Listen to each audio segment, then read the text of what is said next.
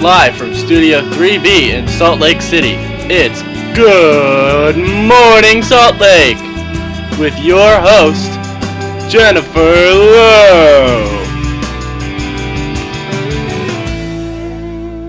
Good morning, Salt Lake. I'm Jennifer Lowe. On today's program, we'll be having a chat with our resident Mormon priest, Dr. Stephen Hassett. And later, we'll catch up on all the late-night destinations and town gossip with our nightlight expert, JJ. But first, let's get a check of the weather with our resident meteorologist, Nate Best. Nate, how's it looking out on the Great Salt Lake? Well, thank you, Jen. It's a beautiful day out here on the Salt Lake.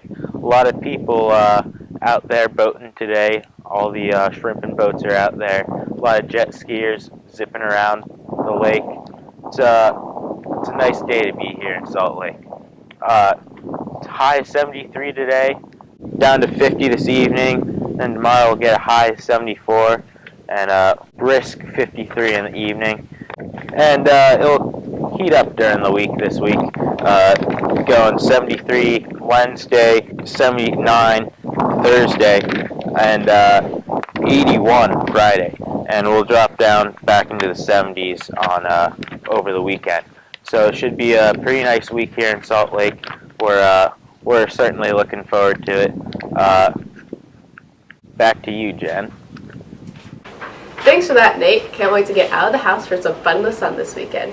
Now we have a special guest with us, Dr. Stephen Hassett, a Mormon priest from the Church of Latter-day Saints, here to promote his book, How to Be an Angry Mormon, A Guide to a Modern-Day Brigham Young.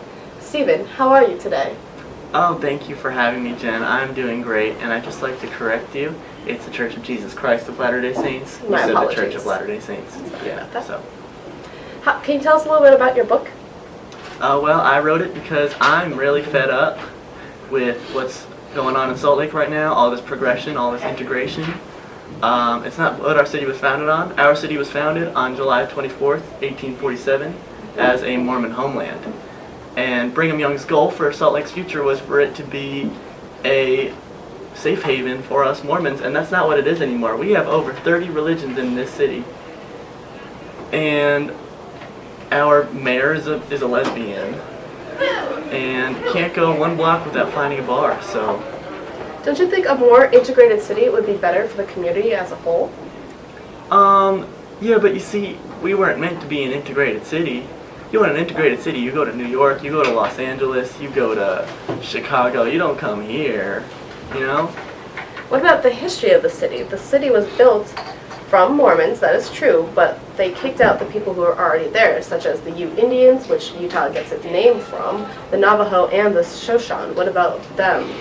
And how are you kicking them out as well? Well, first of all, I came here to promote a book. I didn't come here to debate, so I think this accusatory tone is not suited for this interview, and I think you need to stay in your lane. But I do think you have a point. The Ute Indians did bless this land, much like us Mormons bless this land. However, they did not build the city. You do not have your Starbucks and your nightlife and your fancy department stores because of the Ute Indians. You have that because of us Mormons. That's all the time we have today. If you would like to pick up this book, it is available on July 24th. Thank you. Good Morning Salt Lake will be right back after this quick word from our sponsors. Founded in 1897, the Historical Society has been dedicated to the people of Utah ever since it opened. Hello, I'm Joyce Davis, the chairwoman of the Utah Historical Society, and for 120 years we have educated and entertained the people of Utah with our fascinating historical exhibitions. This month's exhibitions include a fabulous memorial to the pioneers who founded our land, the 148 men and women led by Brigham Young who gave us what we have today. We are forever grateful for what they have done. We also have a great exhibition on Temple Square, the great monument at the center of Salt Lake City. In 1869, the East and West Railroads were linked right in that very spot, which brought in hundreds of thousands of coal miners from across the country. It didn't only regenerate the wealth of the state of Utah, it regenerated the wealth of the entire West. So come visit us on 300 South Rio Grande Avenue, right here in Salt Lake City. We hope to see you here. After all, history cannot be undone.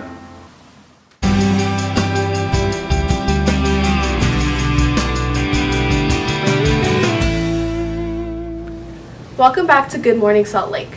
Are you sitting at home, bored, don't know what to do? Our nightlight expert JJ has you covered.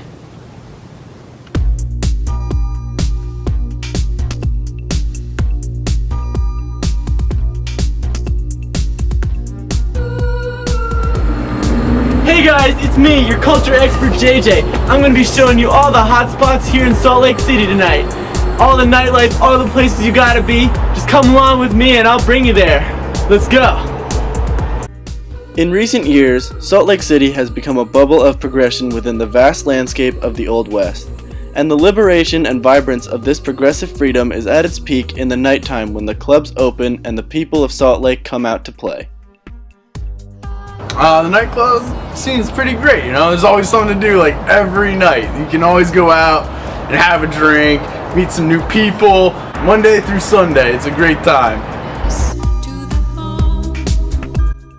The most popular party destination in town is the Area 51 bar, where there is never a dull moment.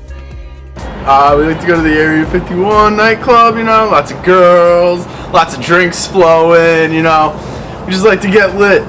It's a good time, you know, we stay out until like 3 a.m. and just party it up all night. When I told my family and friends I was moving to Salt Lake, they were like, ugh, why would you ever move there? But I love it so much better than New York here. It's so much fun. I have so many gay friends. Everybody's so nice, so much better than New York. In Salt Lake, you party 24/7. In New York, it's so short-lived, only Friday and Saturday. So boring. So, typical Friday or Saturday night here in Salt Lake usually consists of a lot of going out to clubs, a lot of Area 51, a lot of Bar X, a lot of hotel, and also a whole lot of concerts. There's never not a concert here in Salt Lake. The biggest place to see a concert here in Salt Lake is over at the Complex. Right now they're getting ready for their big summer bash, premiering on the 27th, but before then you could see Lil Uzi on May 24th, The Birthday Massacre on the 26th, and Twista also on the 26th. For those of you who have a more classical taste in music, we have the Utah Symphony and plenty of other classical musicians over at the Abravanel Hall this month, so go check that out. For more information on the events happening this week or any other week in Salt Lake City, go to our website at goodmorningsaltlake.com/events. So while you're enjoying your morning cup of coffee, consider some of these great nightlife destinations for your evening. I can't guarantee you won't regret it, but I can guarantee you'll have a blast. Salt Lake nightlife is really where it's at, so I really encourage you to get out there sometime this week and really enjoy the night. Let's bring it back to you in the studio, Jen. Thanks for that, JJ. Now, a harrowing accident with West Valley resident Cameron Burns. Here's the story. Cameron Burns was an Arizona native living in the Salt Lake area with his wife Tina and their 2 children. But his life changed forever when gunshots rang out on the morning of April 27th. Cameron had moved away from Arizona to Salt Lake City for the tranquility, and unfortunately, this was anything but. I really wasn't expecting to get shot in the eye when I arrived here, but I was really looking for the calm, peaceful way of life in Salt Lake City rather than the bustling city life and the bone-dry temperature of Arizona. As he was crossing the street, a gang shootout erupted in front of the West Valley's Center Market, costing him his own left eye. Well, I was walking down the street in the West Valley area of Salt Lake, and I was caught in the crossfire of a gang shootout, and I lost me here eye. After getting shot, Cameron entered a state of shock. Bang! I was blinded in my left eye, and I couldn't see anything. I was on the ground in the middle of the street. Shots are ringing out everywhere. And I finally crawled to safety, and someone called me an ambulance, thankfully. Bless their soul.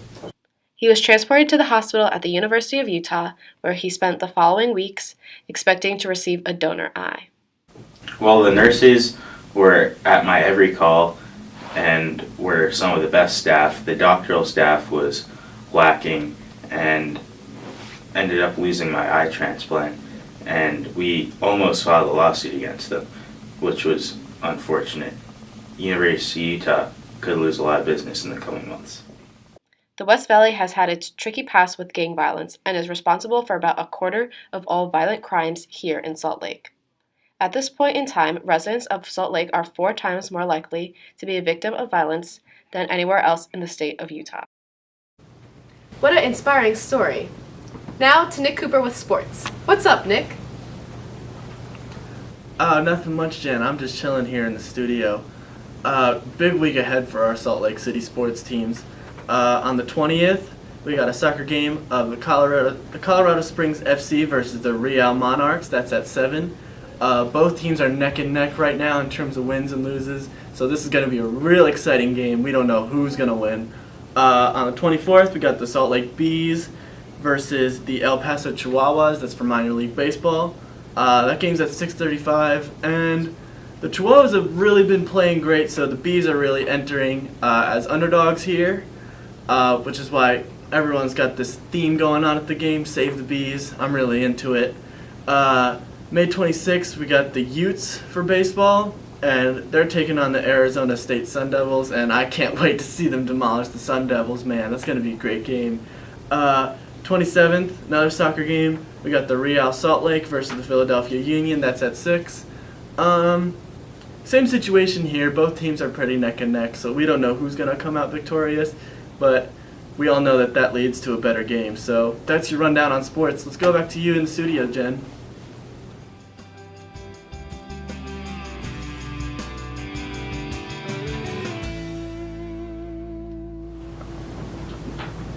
Well, we've had quite the morning today in our studios. If you're looking for something from our culture section, all of the current events are up on our website at www.goodmorningsaltlake.com/events. If you're looking to purchase Dr. Stephen Hassett's book, How to Be an Angry Mormon, it is out on July 24th, our city's 171st anniversary. We'd also like to thank all of our contributors, JJ, Dr. Stephen Hassett, and Cameron Burns for helping us with today's broadcast. As we lead out, we're leading out with our native band, Iceburn, and their new single called Fly Swatter Swatter. That is all for today's broadcast. Thank you and have a fabulous day.